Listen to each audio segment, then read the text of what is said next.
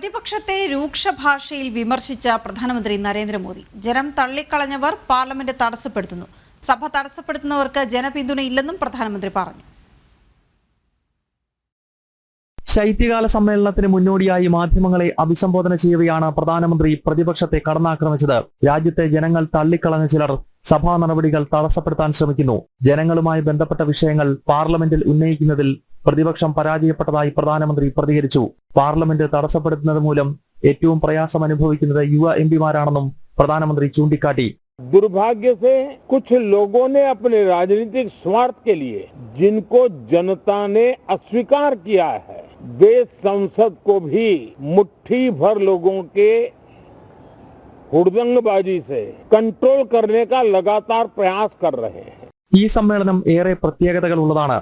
ഭരണഘടനയുടെ 75ാം വാർഷികത്തിനിടയിലാണ് പാർലമെന്റ് സമ്മേളിക്കുന്നത്. ലോകം ഉറ്റുനോക്കുന്ന വികസിത ഭാരതവുമായി ബന്ധപ്പെട്ട ചർച്ചകളാണ് സഭയിൽ നടത്തേണ്ടതെന്നും പ്രധാനമന്ത്രി കൂട്ടിച്ചേർത്തു.